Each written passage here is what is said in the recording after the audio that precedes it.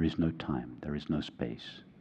But at a relative level, it's legitimate and necessary to speak of objects and time and space. It's not, in other words, we can use the concepts, time, space, objects, people, and so on. The concepts of these entities is not problematic. What's problematic is when that concept becomes downgraded to a belief, and that we believe that those concepts refer to things that really exist in their own right. So none of these things exist independently of consciousness, but within consciousness. It's worse than that, Francis. None of these things exist dependent on consciousness. Nothing exists, period.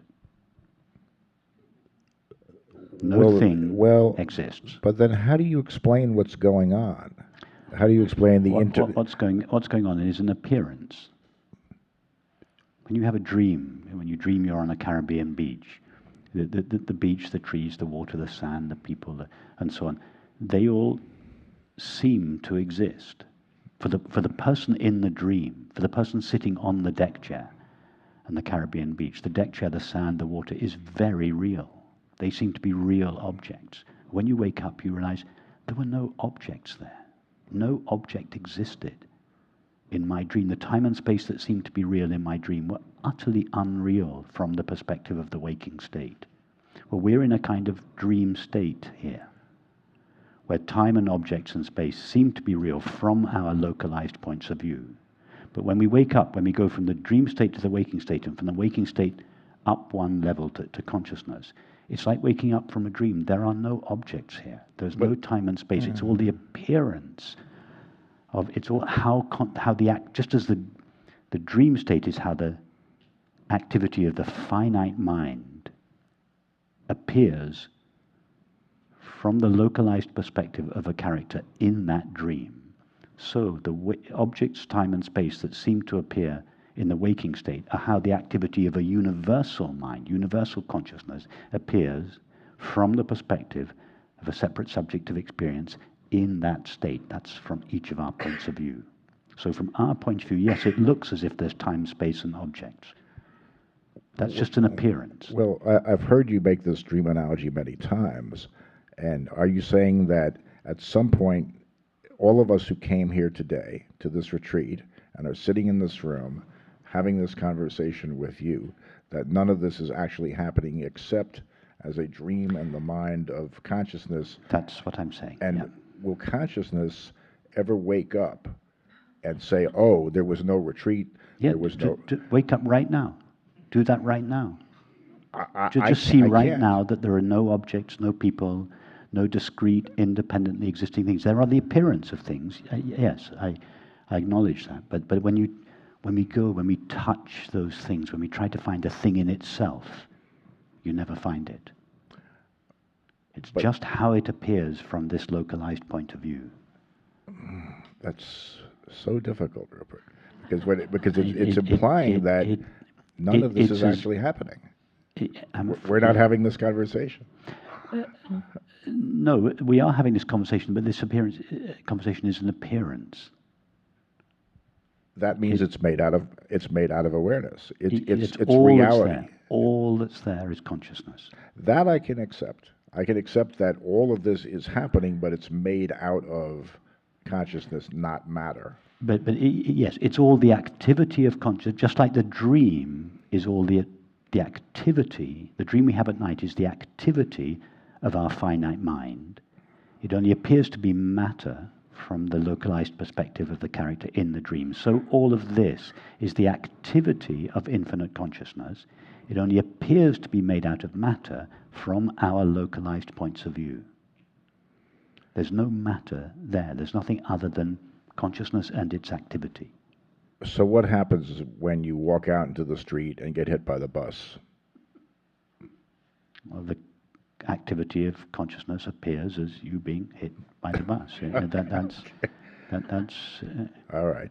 I'm getting a D. I'm getting a D today. No. It's fine. Your objections are They're very legitimate. They're good objections. You should be doing exactly what you're doing, Francis. You're pushing. Your mind is raising objections, and you're doing exactly the right thing. If to take when I say all of this is the activity of infinite consciousness, in the same way that a dream that we have at night is the activity of our finite mind. So the activity of our finite minds is what we call thoughts. Let's just call them thoughts. So all there is to the dream that we have at night is thoughts in our mind. Everything that appears in the dream is really a thought in the mind of the dreamer. So everything that appears in the waking state, that's all of us and all the objects, are really God's thoughts. What we're looking at here is the inside of God's mind. When you get run over and hit by a bus, what happens? One of God's thoughts comes to an end. That's the end of that particular aspect of God's thoughts. That thought, when a thought comes to an end in our own mind, the stuff that it is made of does not cease. What is a thought made out of? Consciousness. A thought is just a temporary appearance of consciousness. When that thought comes to an end, the consciousness, which is its reality, doesn't end. When the movie comes to an end, the screen doesn't end. Its appearance ends. So when a thought in our mind comes to an end, no thing comes to an end.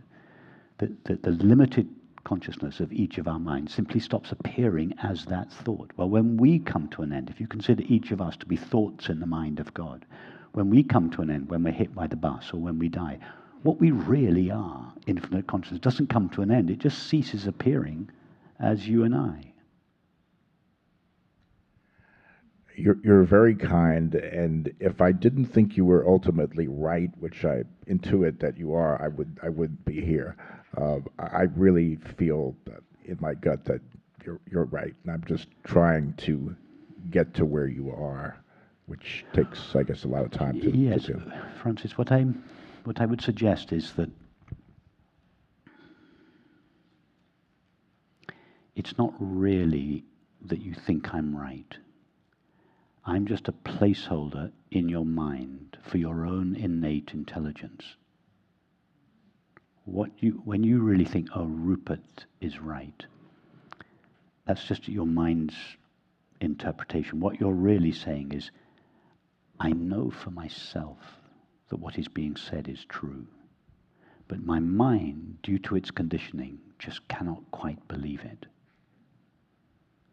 So in order for your mind to legitimize its disbelief, it projects your own intuition onto me. And you make this sound as if this is some special knowledge that I have that you may or may not believe. No, when you feel deeply, I intuit that what is being said is true. You're intuiting, you're experiencing your own understanding. Your mind is not doubting me. It's doubting your own innate intelligence. I don't think you give yourself enough credit, but I but I understand what you're saying very much. Thank you. Much appreciated. And just one thing you said about not being here. If you didn't think I was right, it's and again I'm not just putting myself down or being self-deprecating, but it's really, you're here because of your own intuition. You're not here because of me. You're here because this intelligence, this innate intelligence in you has woken up and is disturbing your mind, and is calling, it's impressing itself upon your mind, and your mind is in a state of rebellion. So, but it's really that your own innate intelligence that's brought you here. Well, you're right, but I will just say that if I hadn't found you, I wouldn't have embarked on this investigation, and I greatly appreciate it very much.